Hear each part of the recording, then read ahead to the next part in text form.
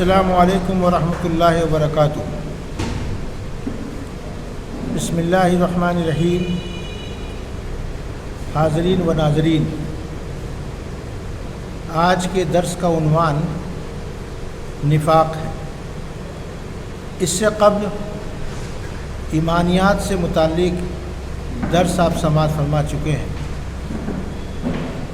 آپ اچھی طرح جانتے ہیں کہ رسول اللہ صلی اللہ علیہ وسلم نے مکہ معظمہ میں جو کچھ کوششیں کی تھی، اس کوشش کے نتیجے میں 13 سال کے اندر تقریباً 125 لوگ ایمان لائے تھے، اور جب مدینہ منورہ پہنچے آپ کی کوششوں میں اضافہ ہوا اور جدوجہد کی گئی، جنگیں ہوئی، اس کے بعد آپ کو پاور حاصل ہوئی، اور پاور حاصل ہونے کے بعد بہت سے لوگ ایسے تھے جن کے دلوں کے اندر ایمان داخل نہیں تھا، حالات کے دباؤ میں یا اپنے مفاد کے لیے اس قوت کا حصہ بنے اور دائرہ اسلام میں داخل ہوئے۔ مدینہ کی بستی میں یہود بھی تھے، نصارہ بھی تھے، اور ضعیف ایمان لوگ بھی تھے۔ خاص طور سے وہ لوگ جن کے دلوں میں نفاق تھا، انہیں منافق کے لفظ سے تعبیر کیا گیا، اور ان سے متعلق اللہ تعالیٰ نے قرآن مجید کے بہت سارے مقامات پر اپنی آیات کے ذریعے ان کی ہدایت کی کوشش کی ہے۔ اور اس سلسلے میں مدنی صورتوں میں ایک سیریل سے اللہ تعالیٰ نے بہت ساری سوروں کے اندر ان کو ایڈریس کیا ہے۔ اس وقت جو سورہ ہمارے پیش نظر ہے وہ قرآن مجید کی سورہ الصف ہے، جس کا ترتیب کے لحاظ سے نمبر 61 ہے، 61۔ یہ سورہ 2 رکوع پر مشتمل ہے، اور اس سورہ کے اندر 14 آیات ہیں۔ ان آیت کریمہ کے اندر اللہ رب العالمین نے ان کمزوریوں کی نشاندہی کی ہے جو نفاق کے نتیجے میں پیدا ہوتی ہیں، اور اس کے فوراً بعد اشارہ کیا ہے کہ ہدایت کا صحیح راستہ کیا ہے۔ اللہ رب العالمین فرماتا ہے، اعوذ باللہ من الشیطان الرجیم، بسم اللہ الرحمن الرحیم، سبح للہ ما فی السماوات و ما فی الارض وَهُوَ الْعَزِيزُ الْحَكِيمُ۔ پہلی آیت تمہید کے طور پر ہے کہ جس رب کائنات کی طرف سے یہ ہدایات دی جا رہی ہیں وہ کن خوبیوں کا مالک ہے، اور اس کی صفات کیا ہیں، اور وہ کن چیزوں سے اپنے آپ کو آراستہ کیے ہوئے ہیں۔ یہاں پہلی آیت کے اندر اللہ رب العالمین نے کائنات کا تذکرہ کیا ہے۔ تسبیح کر رہی ہر وہ چیز جو آسمانوں میں ہے اور جو زمین پر ہے۔ آسمان کے اندر جو چیزیں تمام پھیلی ہوئی ہیں، ستارے ہیں، سیارے ہیں، سورج ہے، چاند ہے، اور زمین پر اور زمین کے اندر بہت ساری چیزیں پھیلی ہوئی ہیں جو ہر وقت تسبیح اللہ کی کر رہی ہیں۔ یہاں تسبیح سے مراد اللہ کی اطاعت ہے، اللہ کی فرما برداری ہے، کہ جس چیز کو اللہ رب العالمین نے جس پر معمور کر دیا ہے اور جس کام پر لگا دیا ہے وہ اپنا کام بجا لا رہا ہے، اسی کو تسبیح سے تعبیر کیا گیا ہے۔ قرآن مجید کے بہت سارے مقامات پر اللہ رب العالمین نے کائنات کی ان تمام چیزوں کو مشاہدے کے طور پر پیش کیا ہے۔ سورہ آل عمران نے فرمایا، ان خلقی فی السماوات والارض واختلاف اللیل والنہار، رات، آسمان اور زمین میں جو کچھ ہے، اور رات اور دن جو باری باری سے آتے ہیں، ان تمام چیزوں میں ہوش مند لوگوں کے لیے بہت ساری نشانیاں ہیں، جو اپنے رب کو یاد کرتے ہیں، رب پر کو پکارتے ہیں، اٹھتے بیٹھتے لیٹتے، اور پکار اٹھتے ہیں، ربنا ما خلقت ھذا باطلا سبحانک فقنا عذاب النار۔ اور سورہ حدید میں فرمایا، لہو ملک السماوات والارض، تمام بادشاہی اسی کے لیے ہے جو آسمان و زمین کا مالک ہے۔ تو کائنات کی ان تمام چیزوں کو اللہ رب العالمین نے انڈیکیٹ کیا، نشان زد کیا اور بتایا کہ وہ رب جس کی طرف سے یہ پیغام سنایا جا رہا ہے حقیقت میں پوری کائنات کا رب ہے، خالق ہے اور مالک ہے اور نگراں ہے، اور ہر چیز اس کے علم میں ہے۔ جو کچھ بھی دنیا میں ہوتا ہے وہ سب کچھ جانتا ہے۔ اس رب کریم کی طرف سے جو علیم بذات الصدور ہے، جو حصل ما فی الصدور ہے، اس کی طرف سے یہ پیغام سنایا جا رہا ہے۔ اس کے بعد جو آیت ہے اس میں فرمایا اللہ رب العالمین نے یا ایھا الذین آمنوا لما تقولون ما لا تفعلون، اے لوگوں جو ایمان لائے ہو وہ بات کیوں کہتے ہو جو کرتے نہیں ہو۔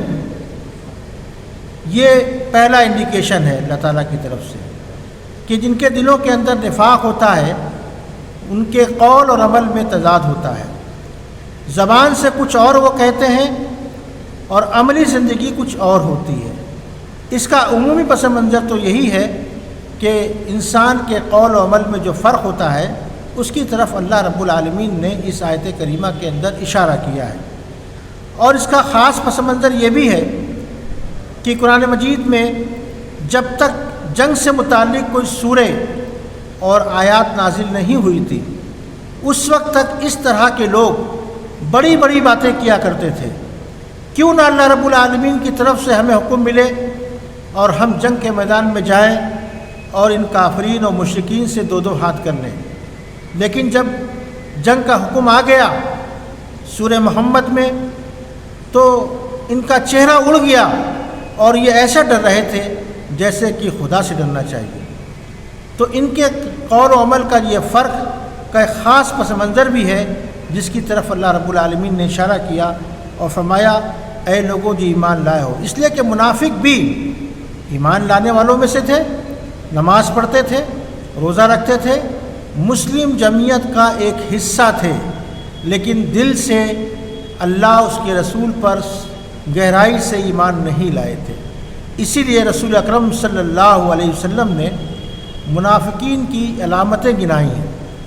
آپ نے فرمایا کہ وہ شخص منافق ہے جو بولے تو جھوٹ بولے، جب وعدہ کرے تو وعدہ خلافی کرے، اور جب امانت اس کے پاس رکھی جائے تو امانت میں خیانت کرے، اور جب اس سے کوئی معاملہ بگڑ جائے تو وہ بد کلامی پر اتر آئے، گالی گلوچ پر اتر آئے۔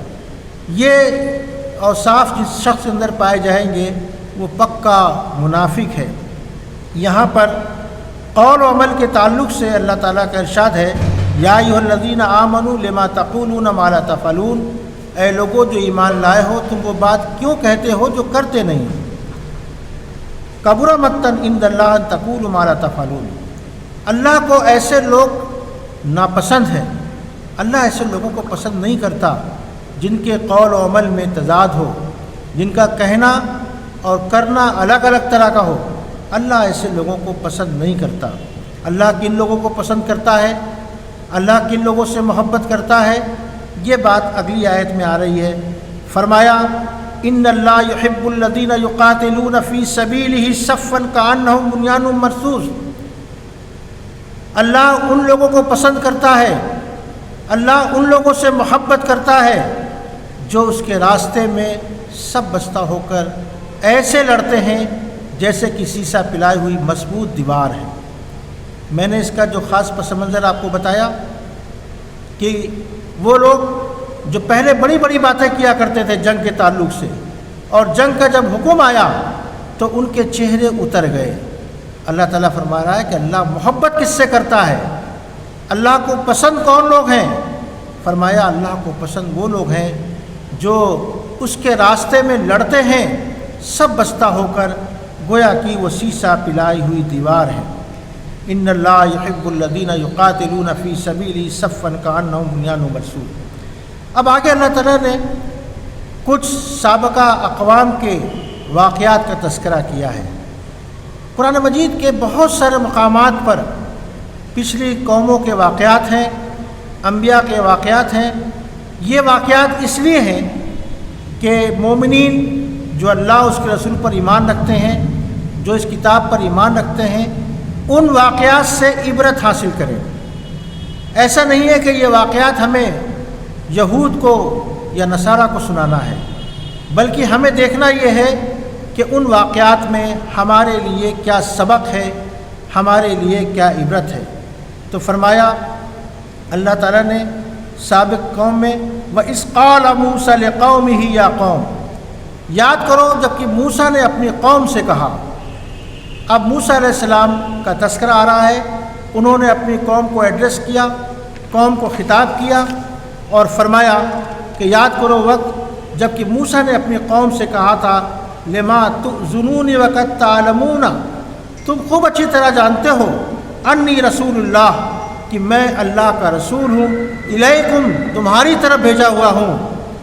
یہ موسیٰ علیہ السلام کا تذکرہ اس پہلو سے بھی آ رہا ہے، دوسرے مقامات پر اس کی تفصیل بھی آئی ہے کہ بنی اسرائیل آپ کے فالوورز جو موسیٰ پر ایمان لائے تھے، موسیٰ علیہ السلام کے ساتھ تھے، انہوں نے ہر موقع پر ان کی بہت ساری باتوں کا انکار کیا، اور یہاں بھی وہ انکار ایک خاص پس منظر کا تھا کہ ایک بستی کے اندر جانا تھا، ان لوگوں نے کہا کہ وہاں کے لوگ تو بڑے طاقتور ہیں، ہم اس کو فیس نہیں کر سکتے، موسیٰ تم جاؤ اور تمہارا خدا جائے، ہم لڑ نہیں سکتے اس سے۔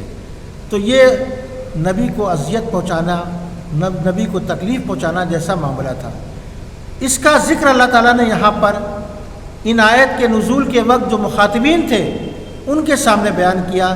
یاد کرو موسیٰ کا وہ وقت جب کہ اس نے اپنی قوم سے کہا تھا کہ میں تمہاری طرف اللہ کا بھیجا ہوا رسول ہوں، تم مجھے کیوں اذیت دیتے ہو؟ اچھی طرح تم جانتے ہو کہ میں تمہاری طرف بھیجا ہوا اللہ کا رسول ہوں۔ فلما زاغوا ازاغ اللہ، پس جن کے دلوں میں ٹیڑھ تھی اللہ نے ان کے دل ٹیڑھے کر، ان کے دل قلوبہم، ان کے دل اللہ نے ٹیڑھے کر دیا۔ واللہ لا یہدی القوم الفاسقین، اللہ فاسقوں کو ہدایت نہیں دیتا۔ جن کے دلوں کے اندر بیماریاں ہیں، حق کو قبول کرنے کا، حق کو سنبھالنے کا، اسے تسلیم کرنے کا، اس کے تقاضوں کو پورا کرنے کا مادہ نہیں ہے، اللہ نے کہا کہ ایسے فاسقوں کو اللہ ہدایت نہیں دیا کرتا۔ اللہ تعالیٰ کی ہدایت کا تعلق انسان کے اپنے قلب سے ہے اور اس کے اپنے حالات سے ہے۔ قرآن مجید کے بہت سارے مقامات پر آپ دیکھیں گے تو اس سورہ کے تعلق سے کچھ اور باتیں بھی آئی ہیں۔ قرآن کو کہیں ہدی للناس کہا، کہیں ہدی للمتقین کہا، کہیں ہدی للمحسنین کہا۔ یہ الگ الگ درجات ہیں جن کا تذکرہ ہمیں ملتا ہے۔ عمومی طور پر تو کہا گیا کہ قرآن تمام انسانوں کے لیے ہدایت ہے، پوری انسانیت کے لیے، زمین کے کسی حصے میں کوئی بھی رہتا ہے، کہیں بھی رہتا ہے، سب کے لیے اس میں ہدایت ہے۔ پھر فرمایا ہدی للمتقین، تقوی حاصل کرنے والوں کے لیے، متقیوں کے لیے ہدایت ہے۔ متقی سے مراد جن کے دل پاک صاف ہیں، جن کے دلوں کے اندر اللہ کی عظمت ہے، جن کے دلوں کے اندر اللہ کا خوف ہے، وہ ان کو متقی کہا گیا۔ اب اس کو یوں ہم سمجھ سکتے ہیں کہ اگر آپ سے کوئی راستہ پوچھا جائے تو آپ ایک راستہ بتا سکتے ہیں کہ یہ ہے راستہ فلاں مقام پر جانے کا، لیکن اگر پوچھنے والے کی جستجو یہ ہے کہ آپ مکمل رہنمائی کریں تو آپ پھر اس کی مکمل رہنمائی کریں گے۔ ہو سکتا ہے کہ آپ اس کے ساتھ بھی جائیں یا اس کے ہر کارنر پر، ہر ٹرننگ پوائنٹ کے جو ہو سکتے ہیں مکمل رہنمائی کریں گے۔ تو یہ ہے ہدی للناس، ہدی للمتقین کا فرق۔ تو اللہ تعالیٰ نے یہاں فرمایا کہ جن کے دلوں میں ٹیڑھ ہے اللہ ایسے فاسقوں کو ہدایت نہیں کرتا۔ ہدایت انہی کے لیے ہے جو ہدایت قبول کرنے کا مادہ رکھتے ہیں۔ اس کے بعد عیسیٰ علیہ السلام کا تذکرہ ہمارے سامنے آتا ہے۔ وَإِذْ قَالَ عِیسیٰ ابن مریم، یاد کرو عیسیٰ ابن مریم کی وہ بات، یا بنی اسرائیل، جو انہوں نے کہی تھی کہ اے بنی اسرائیل انی رسول اللہ علیکم، میں اللہ کا رسول ہوں، تمہاری طرف بھیجا گیا ہوں۔ اللہ رب العالمین نے مجھے رسول بنایا اور تمہاری طرف بھیجا، مصدق لما، سچے کلمات کے ساتھ، بین یدی من التورات، وہ کلمات جو تورات کے اندر موجود ہیں میں اس کی تائید و تصدیق کرتا ہوں۔ وَمُبَشِّرٍ بِرَسُولٍ یَأْتِی مِن بَعْدِی، اور ایک رسول کی بشارت دیتا ہوں جو میرے بعد آئے گا۔ بعدی اسمہ احمد، اور اس کا نام احمد ہوگا۔ عیسیٰ علیہ السلام کی اس گفتگو کا تذکرہ اللہ رب العالمین نے وہاں پر کیا۔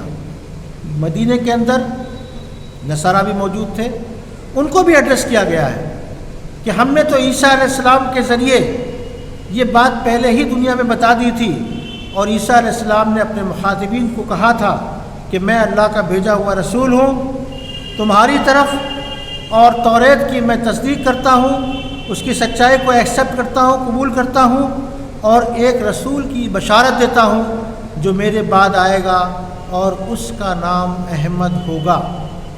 یہ بات مدینے کے اندر مدینے کے نصارہ کو، عیسائیوں کو بھی ایڈریس کر کے کہی جا رہی ہے کہ جب تمہارے سامنے یہ چیز پہلے سے موجود ہے کہ اس رسول نے تمہیں بشارت دی ہے، اب جب رسول تمہارے سامنے آ گیا اور وہ اللہ کی آیات تم کو سنا رہا ہے تو تم کو چاہیے کہ اسے ایکسیپٹ کریں، اسے قبول کریں، لیکن تمہارا معاملہ یہ ہے کہ تم اسے نظر انداز کرتے ہو۔ مبشر برسول اسمہ احمد، اللہ تعالیٰ نے فرمایا کہ اس کو یہ بشارت دی گئی کہ اس کا نام احمد ہوگا۔ فلما جاءہم بالبینات قالوا ھذا سحر مبین، پس جب وہ رسول ان کے بیچ میں آ گیا تو انہوں نے بینات لے کر آیا، کھلی کھلی نشانیاں لے کر آیا، تو انہوں نے کہا کہ یہ تو ایک جادو ہے۔ ظاہر سی بات ہے، ہر رسول کے ساتھ ہوا ہے، نبی محترم صلی اللہ علیہ وسلم کے ساتھ بھی یہی ہو رہا تھا کہ آپ کے پیغام کو، آپ کی دعوت کو، آپ کی شخصیت کو جادو سے تعبیر کیا جا رہا تھا، اور ان لوگوں نے کہا کہ یہ جادو ہے، جبکہ ان کے پاس یہ اطلاع پہلے سے موجود تھی کہ ایک رسول، ایک پیغمبر اللہ رب العالمین کی طرف سے آنے والا ہے جو ہمیں بشارت اور ہمیں ہماری رہنمائی کرے گا۔ اس کے باوجود جب وہ رسول ان کے سامنے آ گیا اور اس نے صاف صاف اپنی باتیں کہنا شروع کی تو ان لوگوں نے کہا کہ یہ تو سری جادو ہے۔ وَمَنْ أَظْلَمَ مِمَّنِ افْتَرَىٰ عَلَى اللَّهِ الْكَذِبَ، اس سے بڑا ظلم کیا ہوگا، اس سے بڑا ظلم اور کیا ہو سکتا ہے کہ لوگ اللہ پر جھوٹا بہتان باندھیں، کہ اللہ تعالیٰ کی طرف سے ہدایات پہلے سے موجود ہیں، بشارت موجود ہے، رسول آ گیا ہے، ان کے سامنے موجود ہے، لیکن اس کے باوجود وہ ظلم کر رہے ہیں جھوٹ بول کر۔ اللہ نے فرمایا اس سے بڑا ظلم اور کیا ہوگا، اس سے بڑا ذاتی اور کیا ہو سکتی ہے کہ وہ لوگ اس کو جھٹلا رہے تھے۔ وَهُوَ يُدْعَىٰ إِلَى الْإِسْلَامِ، جبکہ ان کو دعوت اسلام کی دی جا رہی تھی، سچائی کی دی جا رہی تھی، امن کی دی جا رہی تھی، انہیں ان کے رب کی طرف پکارا جا رہا تھا، اس کے لیے وہ جھٹلا رہے تھے۔ وَاللَّهُ لَا يَهْدِي الْقَوْمَ الظَّالِمِينَ، اللہ ایسے ظالموں کو ہدایت نہیں دیا کرتا۔ اسے ظلم اللہ نے کہا کہ جب تمہارے پاس رسول آ گیا، اس کی تعلیمات آ گئی، وہ تمہارے سامنے موجود ہے اور بینات کے ساتھ موجود ہے، نشانیوں کے ساتھ موجود ہے، اور آپ اسے جادو کہہ رہے ہیں، جھوٹ بول رہے ہیں، ظلم کر رہے ہیں۔ ایسے جھوٹے اور ظالموں کو اللہ ہدایت نہیں دیا کرتا، اللہ تعالیٰ ایسے لوگوں کو ہدایت نہیں کرتا۔ آگے فرمایا یریدون اللہ لیطفئوا نور بافواہہم، یہ لوگ اپنے منہ کی پھونکوں سے اللہ کے نور کو بجھانا چاہتے ہیں۔ ان کے منصوبے، ان کے عزائم کا تذکرہ ہو رہا ہے کہ یہ اپنی منہ کی پھونکوں سے اللہ کے نور کو، یعنی اللہ تعالیٰ کی طرف جو ہدایت آ رہی ہیں، جو تعلیمات آ رہی ہیں، غلبے کے لیے آ رہی ہیں، اور وہ غلبہ پائیں گی، اور ان کے حوصلے یہ ہیں، ان کا عزم یہ ہے، ان کا پروگرام یہ ہے کہ یہ اپنے اس کو بجھانا چاہتے ہیں، اس کو مٹانا چاہتے ہیں۔ ان کی کوششوں کو، ان کے پروگرامز کو اللہ نے منہ کی پھونک کہا کہ منہ کی پھونک سے کوئی بہت بڑا کام نہیں ہو سکتا۔ کہا کہ یہ لوگ اپنی منہ کی پھونکوں سے اللہ کے نور کو بجھانا چاہتے ہیں۔ واللہ متم النور ہی، اللہ کا وعدہ یہ ہے کہ وہ اپنے نور کو پھیلا کے رہے گا۔ بشارت تھی یہ، اہل ایمان کے لیے تسلی تھی کہ جو نور تم کو ہدایت پہنچ رہی ہے، جو نور تم تک پہنچ رہا ہے، یہ غالب ہو کر رہے گا۔ اللہ کا فیصلہ ہے کہ وہ اپنے نور کو پھیلا کر رہے گا۔ وَلَوْ كَرِهَ الْكَافِرُونَ، یہ بات کافروں کو کتنی ناگوار گزرے، یہ بات کتنی ہی انہیں ناپسندیدہ ہو، انہیں اچھی لگے یا نہ لگے، اللہ کا فیصلہ ہے کہ جس نور کو وہ اتارا ہے، جس نور کو، جس ہدایت کو، جس روشنی کو تم بجھانا چاہتے ہو، اللہ کا فیصلہ ہے کہ وہ اس کو پھیلا کر رہے گا۔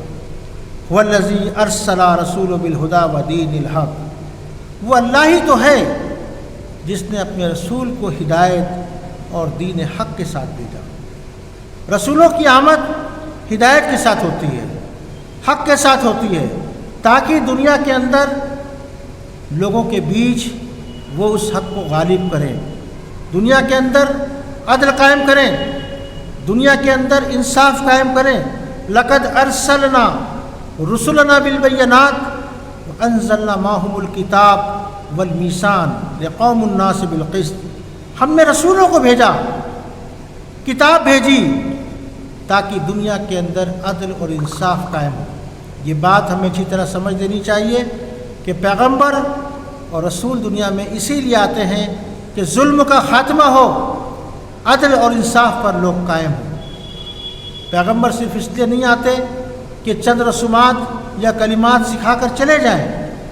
آپ انبیاء کی زندگی کا مطالعہ کریں قرآن مجید کے حوالے سے، تو ہر رسول اپنے زمانے میں عدل و انصاف کے قیام کے لیے آیا ہے۔ موسیٰ علیہ السلام آئے، اس وقت بنی اسرائیل بڑی مصیبت میں تھے، غلام بنے ہوئے تھے، ان کو آزادی نہیں مل رہی تھی۔ اس کے لیے آپ نے اسٹرگل کیا، اس کے لیے آپ نے جدوجہد کی اور بنی اسرائیل کی آزادی کرا کے بتائی۔ اس طرح رسول دنیا میں جب آتے ہیں تو ان کے آنے کا ایک مقصد یہی ہوتا ہے کہ دنیا کے اندر عدل و انصاف قائم کریں۔ اللہ فرما رہا ہے کہ ہم نے اپنے رسول کو بھیجا ہدایت اور دین حق کے ساتھ، لِیُظْہِرَ الدِّینَ کُلِّهِ، تاکہ وہ دین کو تمام ادیان پر غالب کر دے۔ دنیا کے اندر جتنے نظام ہیں، ظلم کے، کفر کے، شرک کے، تمام باطل نظام کے چلتے ہوئے اللہ نے نور بھیجا ہے، ہدایت بھیجی ہے، اپنی تعلیمات بھیجی ہے، اس لیے بھیجی ہے کہ تمام ادیان پر اسے غالب کر دے۔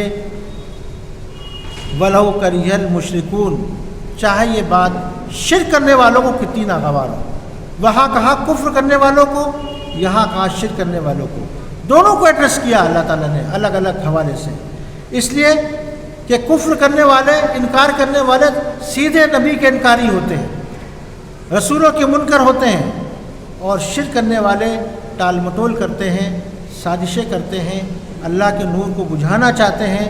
اللہ کہتا ہے کہ ہم اس نور کو پھیلا کر رہیں گے۔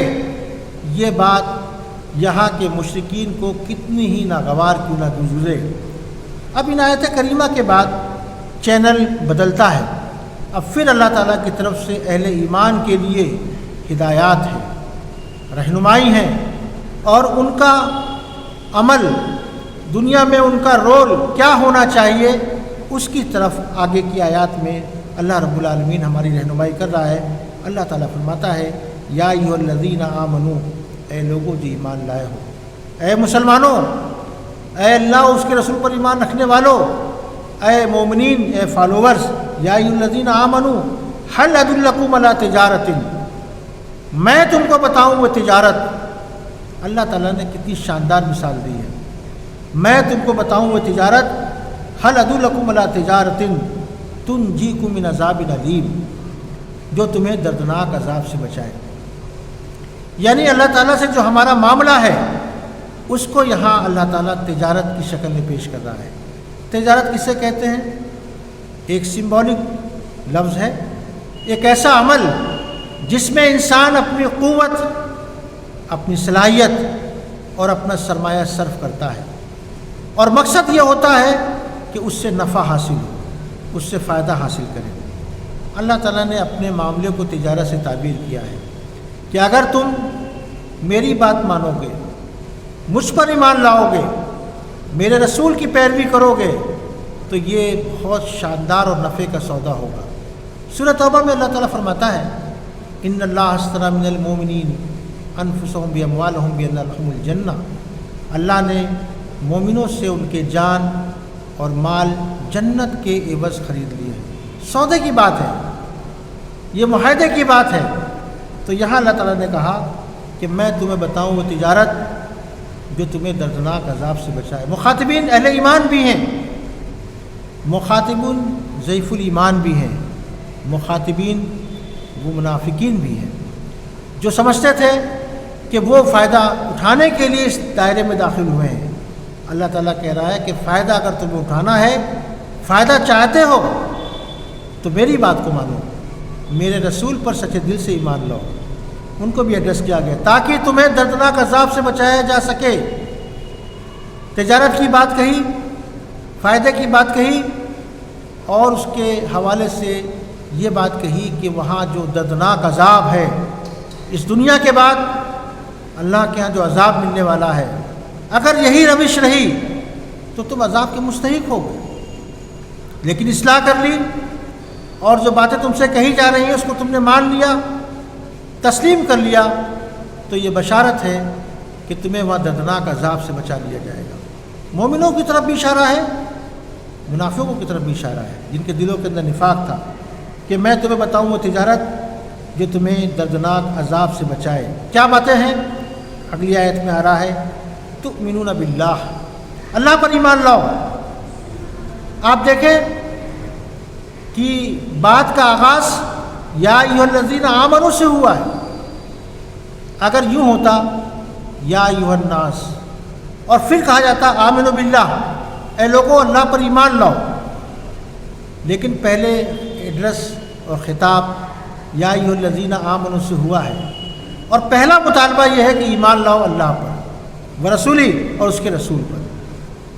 اس کا مطلب یہ ہے کہ مومنین کی طرف اشارہ یہ ہے کہ جس کلمے کو پڑھ کر تم دائرہ اسلام میں داخل ہوئے ہو اس کی مکمل طور پر پیروی کرو۔ یہ دین جو تمہیں دیا جا رہا ہے ایک مکمل دین دیا جا رہا ہے، اس کی مکمل پیروی تم پر لازم ہے۔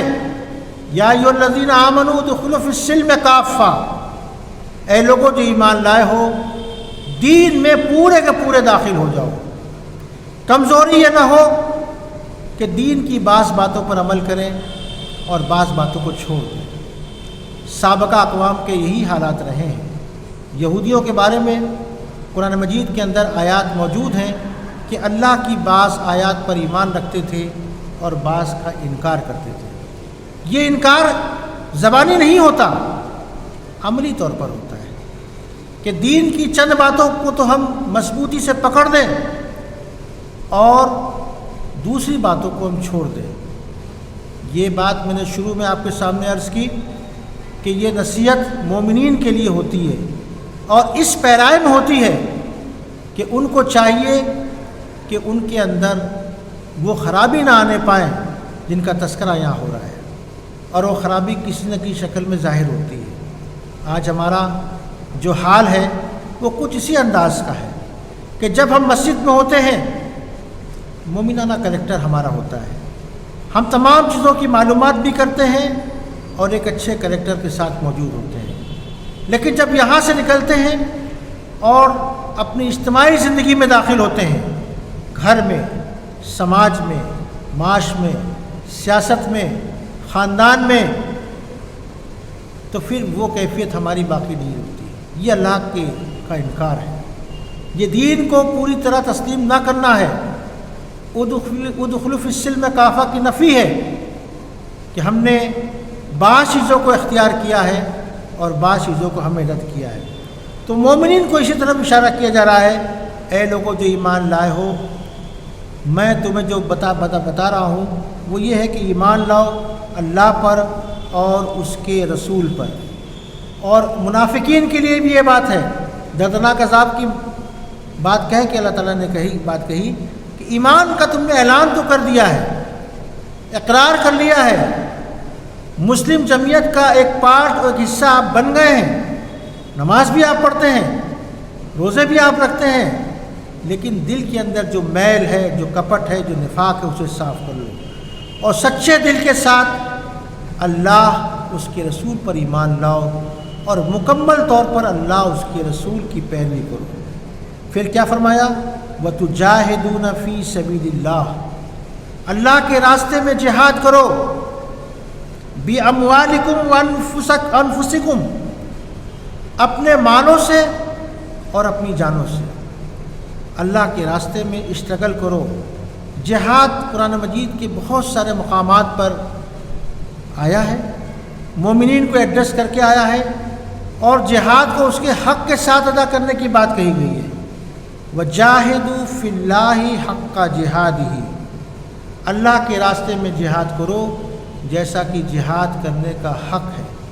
جہاد کے لغوی معنی اشتغل کے ہیں، سنگھرش کے ہیں، کوشش کے ہیں، جہد کے ہیں۔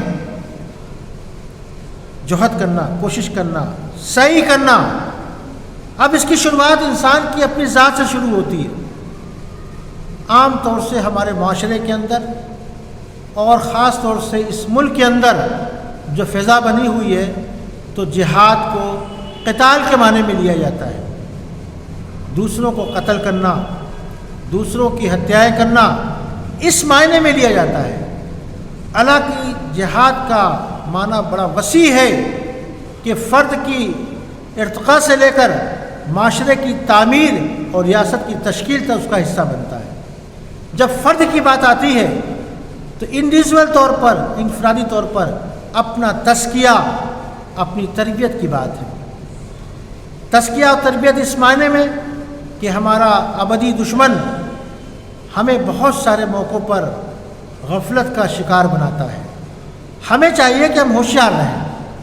اللہ کی طرف سے پکار ہو رہی ہے، مسجد کی طرف بلایا جا رہا ہے، سب کام چھوڑ کر ہمیں مسجد کی طرف جانا چاہیے۔ جھوٹ کا موقع آیا، کاروبار کرتے ہیں، خوف خدا سے جھوٹ بول چھوڑ دینا چاہیے۔ کہیں پر امانت کی بات آئے تو امین بننا چاہیے۔ یہ گویا کہ ہمارے شخصی جہاد ہے، اور اس کی شروعات فرد سے ہوتی ہے کہ اپنے اندر بھلائیوں کو فروغ دینا، اپنے اندر سے برائیوں کے ازالے اور خاتمے کی کوشش کرنا، یہ فرد کا شخصی جہاد ہے۔ پھر ہمارے سامنے معاشرہ آتا ہے، سماج آتا ہے، اس سماج کے اندر رہتے ہوئے سماج کے اندر بھلائیوں کو فروغ دینا اور برائیوں کے ازالے اور اس کے خاتمے کی کوشش کرنا، یہ گویا کہ اجتماعی جہاد ہے۔ اب ظاہر سی بات ہے کہ سماج میں جب اچھی باتیں کہیں گے، بھلائی کی بھلی باتیں کہیں گے اور برائیوں کے خلاف تنقید و تبصرہ کریں گے، خدا کی طرف لوگوں کو بلائیں گے، تو پھر کچھ لوگ آپ کے مخالف ہوں گے، آپ کے راستے کا روڑا بنیں گے، آپ کے مقابلے میں آئیں گے، تب آپ کو ان سے اسٹرگل کرنا ہے۔ آپ نے اپنی شخصی زندگی میں شیطان کو پست کیا اور اللہ کے حکم کو اپنی زندگی پر نافذ کیا۔ آپ نے اپنی اجتماعی زندگی میں شیطان کو پست کیا اور اللہ اس کے رسول کے قانون کو لازم کیا، یہ بھی جہاد ہے۔ اب جب سامنے اس دین کی دعوت، معروف کے فروغ کی بات آتی ہے، بھلائیوں کو عام کرنے کی بات آتی ہے، اور جو لوگ آپ کے مقابلے میں آ جائیں ان کا مقابلہ کرنا، یہ بھی جہاد ہے، یہ بھی جہاد ہے قتال کے معنی میں، کیونکہ سامنے جب آئے گا تو آپ کی اس سے کشمکش ہوگی، وہ آپ پر حملہ ور ہوگا، آپ اس پر حملہ ور ہوں گے، وہ آپ کی جان لے سکتا ہے، آپ بھی اس کی جان لے سکتے ہیں۔ تو فرمایا کہ اللہ کے راستے میں وَتُجَاهِدُونَ فِي سَبِيلِ اللَّهِ بِأَمْوَالِكُمْ وَأَنفُسَكُمْ، اللہ کے راستے میں جہاد کرو جیسا کہ اپنے مالوں کے ساتھ اور اپنی جانوں کے ساتھ، ذَلِكُمْ خَيْرٌ لَكُمْ إِن كُنتُمْ تَعْلَمُونَ، تمہارے لیے یہی بہتر ہے اگر تم جانو۔ اب اس کے بعد چینل بدلتا ہے اور بشارت کا سلسلہ شروع ہوتا ہے۔ پہلی بشارت یغفر لکم، غفرہ کے معنی چھپانے کے ہیں، ڈھانکنے کے ہیں، ایک مومن بندہ بہرحال انسان ہوتا ہے، اس سے غلطیاں ہوتی ہیں، لیکن اگر اس نے اپنی ڈیوٹی پوری کی تو اللہ کا وعدہ ہے کہ اس کے چھوٹے بڑے گناہ پہ پردہ ڈال دے گا۔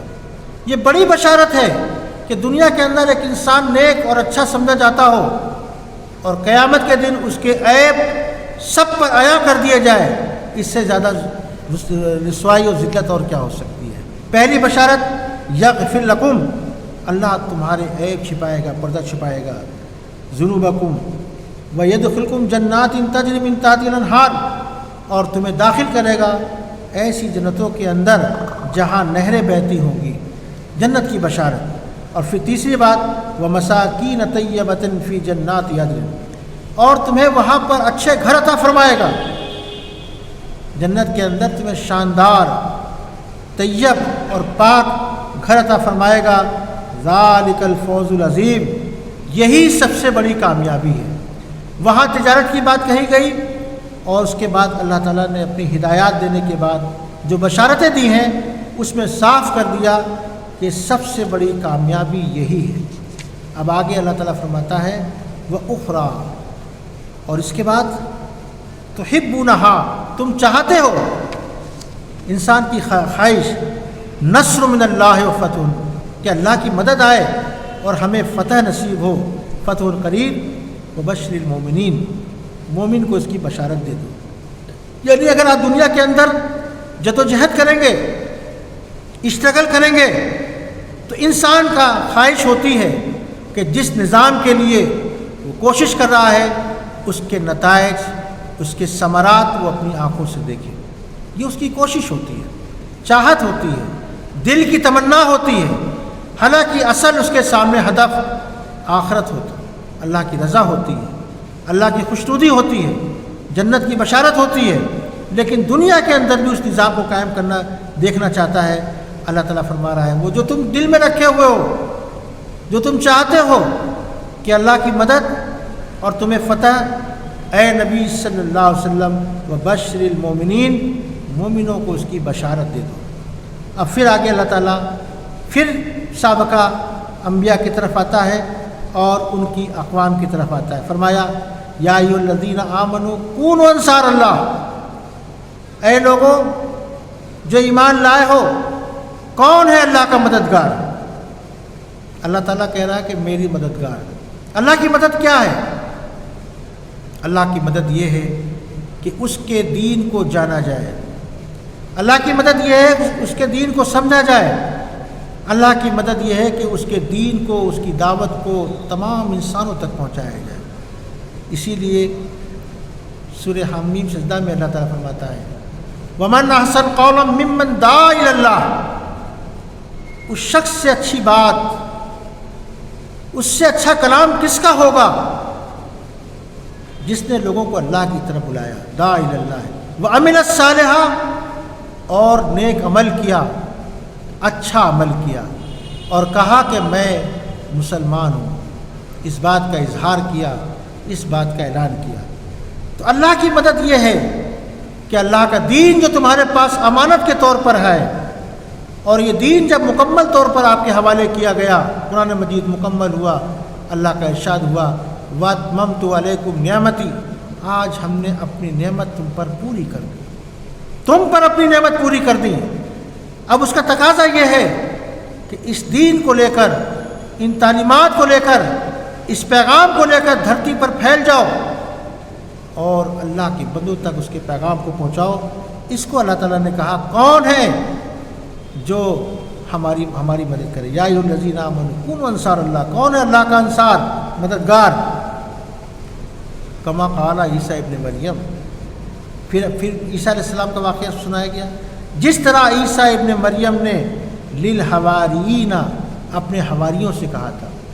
عیسیٰ علیہ السلام کے جو فالوورز تھے، عیسیٰ علیہ السلام کے جو ساتھی تھے، انہیں حواری کے لفظ سے پکارا گیا ہے۔ حواری کے معنی دوست کے بھی ہیں، سفید کے بھی ہیں، اور عرف عام میں دھوبی کو بھی کہا جاتا ہے حواری۔ عیسیٰ ابن مریم نے حواریوں سے کہا تھا من انصار اللہ، کون ہے مددگار میرا اللہ کی طرف بلانے میں؟ بات واضح ہو گئی، وہاں اللہ نے کہا کہ میرے مددگار بنو، اللہ کی مدد کس طرح ہوگی؟ عیسیٰ ابن مریم کا واقعہ بیان کیا گیا کہ انہوں نے کہا تھا کہ کون ہے اللہ کی طرف بلانے میں میرا مددگار؟ من انصار اللہ؟ قال الحواریون، حواریوں نے جواب دیا۔ عیسیٰ علیہ السلام نے حواریوں کو جو ایڈریس کیا، حواریوں کو جو خطاب کیا، تو انہوں نے کہا، حواریوں نے جواب دیا، نحن انصار اللہ، ہم ہیں اللہ کے مددگار، ہم ہیں اللہ کے ساتھی، ہم اللہ کی مدد کریں گے۔ فآمنت طائفۃ من بنی اسرائیل، پس بنی اسرائیل کا ایک گروہ ایمان لے آیا۔ عیسیٰ علیہ السلام نے جو ایڈریس کیا، جو خطاب کیا اور مخاطبین سے جو باتیں کی، ان کے بارے میں کہا کہ سارے کے سارے لوگ اس پیغام کو سن رہے تھے، لیکن ایک گروہ نے ایمان لے آیا، من بنی اسرائیل وکفرت طائفہ، اور کچھ لوگ تھے جنہوں نے کفر کیا، کچھ لوگ تھے جنہوں نے جھٹلایا۔ گویا کہ بنی اسرائیل دو حصوں میں تقسیم ہو گئے۔ ایک وہ تھے جنہوں نے عیسیٰ علیہ السلام کی دعوت پر لبیک کہا اور کہا نحن انصار اللہ، ہم ہیں اللہ کے مددگار، اور دوسرے گروہ نے کفر کیا، انکار کیا۔ آگے اللہ تعالیٰ فرما رہا ہے فَأَيَّدْنَا الَّذِينَ آمَنُوا عَلَىٰ عَدُوِّهِمْ فَاصْبِرُوا ظَاهِرِينَ، پھر ہم نے ایمان لانے والوں کو غلبہ دیا منکرین پر، جنہوں نے انکار کیا تھا، جو ان کے دشمن تھے، جو اللہ کے، اس کے پیغمبر کے، اس کے رسول کے، اس کی تعلیمات کے دشمن تھے، ہم ان کو ہم نے پست کیا۔ اور جو لوگ ایمان لائے تھے، جنہوں نے وعدہ کیا تھا کہ ہم ہیں اللہ کے مددگار، ہم نے انہیں غلبہ دیا اور وہ غالب ہو کر رہے۔ اس پوری سورہ کے اندر، جو کہ 2 رکوع پر مشتمل ہے، 14 آیات پر مشتمل سورہ ہے، اس میں اللہ تعالیٰ نے جگہ جگہ پر اہل ایمان کو خطاب کیا ہے، کمزوریوں کا تذکرہ کیا ہے، سابقہ اقوام کے واقعات کا تذکرہ کیا ہے، اور اپنی ہدایات سے اور صحیح راستے سے واقف کرایا کہ تمہارے لیے اصل کام یہ ہے کہ تم اللہ پر، اس کے رسول پر سچے دل سے ایمان لاؤ، اور تمہارا کام یہ ہے کہ تم اللہ کے راستے میں جہاد کرو جیسا کہ جہاد کرنے کا حق ہے۔ پھر بشارت دی ہے کہ اللہ تعالیٰ جنت میں، آخرت میں تمہیں کیا کچھ دے گا۔ پھر بشارت اس بات کی بھی دی ہے کہ تم اگر دنیا کے اندر چاہتے ہو اللہ کی مدد اور فتح تو وہ بھی تمہیں دے گا۔ اور پھر آگے آخری حصے میں فرمایا کہ اللہ کے مددگار بنو۔ اور پھر سابقہ اقوام کے واقعات سے کہ جس طرح عیسیٰ ابن مریم نے پکارا تھا کہ کون ہے اللہ کی طرف میرا مددگار، لوگوں نے اسے قبول کیا۔ جن لوگوں نے قبول کیا ہم نے انہیں غلبہ عطا کیا، اور جو لوگ آج محمد رسول اللہ صلی اللہ علیہ وسلم پر ایمان لائیں گے اور ان کے مددگار بنیں گے اور اس دین کی اقامت اور صحیح و جہد میں حصہ لیں گے، اللہ تعالیٰ کا مدد کا وعدہ ان سے بھی ہے، انہیں بھی غلبہ دے گا، اور عملاً وہ غلبہ ان کو دے چکا۔ اللہ تعالیٰ سے میں دعا کرتا ہوں اللہ رب العالمین قرآن مجید کی ان آیات پر ہم تمام کو تفکر و تدبر کرنے کی توفیق عطا فرمائے، اور جو کچھ اس میں ہدایات ہمارے لیے ہیں اللہ تعالیٰ ان ہدایت سے ہم مستفید ہوں، اس کی ہم تمام کو توفیق عطا فرمائے۔ ربنا آتنا فی الدنیا حسنہ وفی الآخرۃ حسنہ وقنا عذاب النار، وآخر دعوانا ان الحمد للہ رب العالمین، والسلام علیکم ورحمۃ اللہ وبرکاتہ۔